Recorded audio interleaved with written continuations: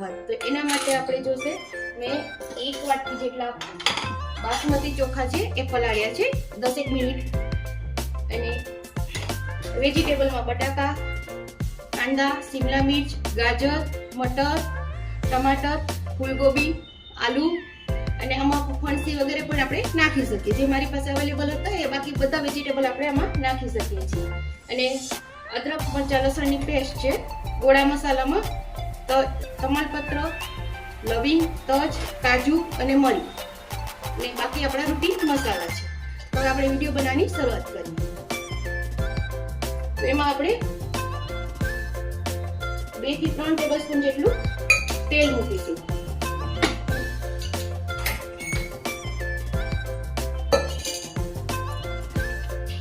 તેલ આપણું ગરમ થાય અને એક બાજુ આપણે ગરમ પાણી મૂકી દઈએ. 1 વાટકી ચોખા લીધા એટલે 1.5 વાટકી આપણે પાણી લેશું. 1.5 થી 2 વાટકી જેટલું, કારણ કે આપણું વેજીટેબલ પણ છે એમાં. તેલ આપણું ગરમ થઈ ગયું છે એટલે આપણે 1/2 ચમચી જેટલી રાઈ તડતડ થાય એટલે એમાં આપણે નાખશું 1/2 ચમચી જેટલું જીરું.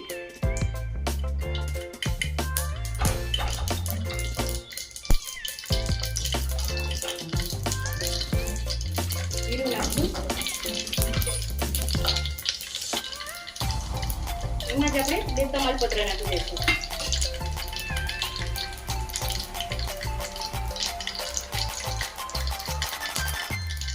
થી 10 જેટલા મરી, 4 થી 5 જેટલા લવિંગ, 2 તમાલપત્રના ટુકડા અને 5-6 કાજુ.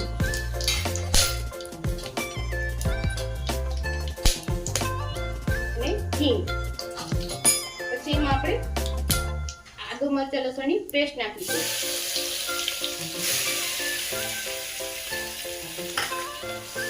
ગેસ આપણો સ્લો કરી નાખશું એટલે સરસ સંતળાઈ જાય.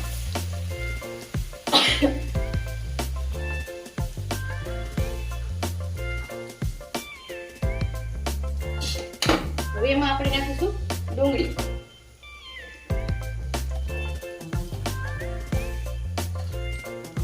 એને આપણે સરસ સોતરી લેશું.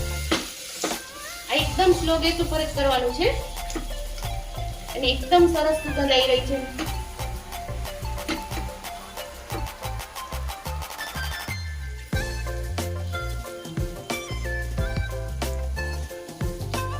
ફ્રેન્ડ્સ, આપણે નેટવર્ક ઇસ્યુ આવી રહ્યો છે એના હિસાબે આપણે વિડિયો મોડો આવી રહ્યો છે. બાકી આપણા રેગ્યુલર ટાઈમે જ વિડિયો આપણો આવી રહ્યો છે.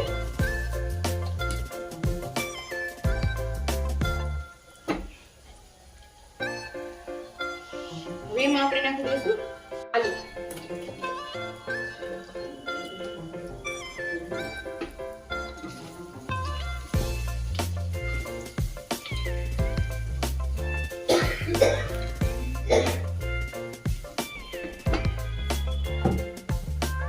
આ બધું વેજીટેબલ નાખીએ એટલે પછી જ આપણે નમક નાખીશું એમાં, એટલે ટેસ્ટ પ્રમાણે આપણે કાઢીશું. ગેસની ફ્લેમ આપણે મીડિયમ, પાણી આપણું સ્લો ગેસ ઉપર જ થવા દેશું.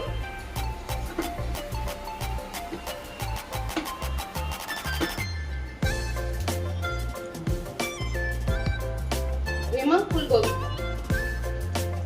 બધું એક એક જ નાખતા જશું એટલે મિક્સ થતું જાય. તીખાસ આપણે આ લાલ મરચું નથી નાખવાનું, ગ્રીન મરચાની પેસ્ટ છે એ જ નાખી છે.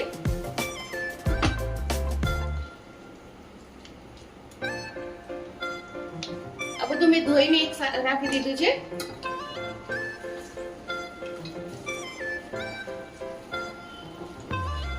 મસ્ત મિક્સ થઈ ગયું છે અને અત્યારે બધા શાકભાજી આવી છે તો સરસ બનશે. એમાં મટર નાખી દઈશું.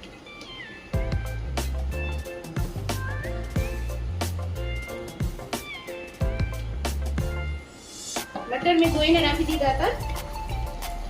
પાર બોઇલ આમ જ નથી કર્યા છે કારણ કે આપણે બફાઈ જશે એમાં, ભાતની સાથે ચડી જશે એટલે સરસ થઈ જશે છૂટા.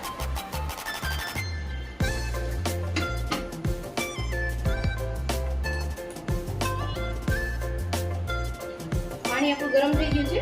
હવે એને આપણે બંધ કરી દઈએ. અને હવે ગાજર,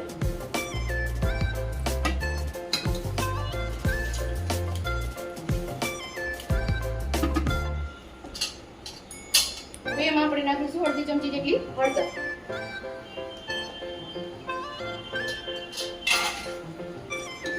ધાણા જીરું નથી નાખતા કારણ કે કાળા કલર આવી જશે તો બ્લેક કલર થઈ જશે થોડું.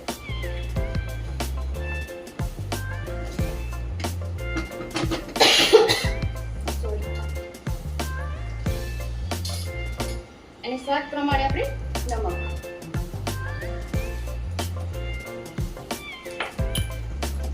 આ રીતે બધું મિક્સ કરી લેશું.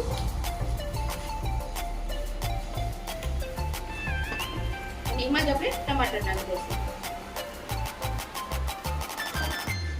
એને 2 મિનિટ માટે આપણે ચડવા દઈશું.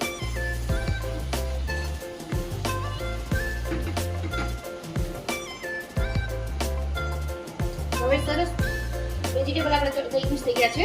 તો હવે એમાં આપણે ચોખા નાખી દઈએ.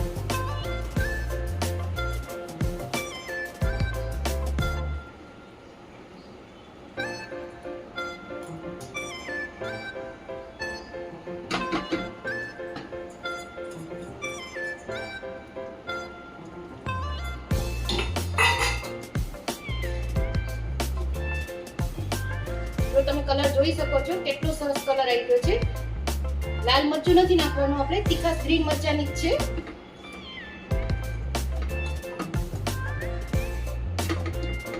હવે આને આપણે શેકાવા દઈશું. હવે એમાં આપણે જે મસાલો બનાવ્યો છે ગોળા મસાલો એ નાખી દઈશું.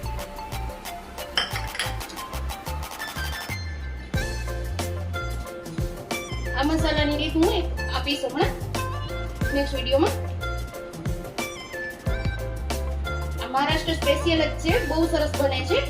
તમે પણ બનાવીને ટ્રાય કરજો. હવે આપણે બધું મિક્સ થઈ ગયું છે તો આપણે જે મિક્સીમાં અદરક મરચાં લસણની પેસ્ટ કરી હતી એ જ પાણી હું આમાં નાખી દઉં છું.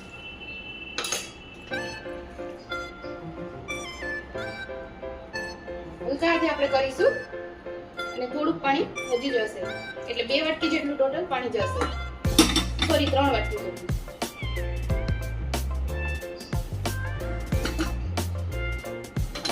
અને હવે આને 2 વિસલ કરવાની છે આપણે કરી લઈએ. તો ફ્રેન્ડ્સ તમે જોઈ શકો છો કે આપણે એકદમ ભાત સરસ થઈ ગયા છે. ગરમ ગરમ છે એટલે અને એકદમ સરસ સ્મેલ આવી રહી છે. જો એકદમ અને સરસ ચડી ગયા છે. હું બતાવું છું ગાર્નિશ કરીને.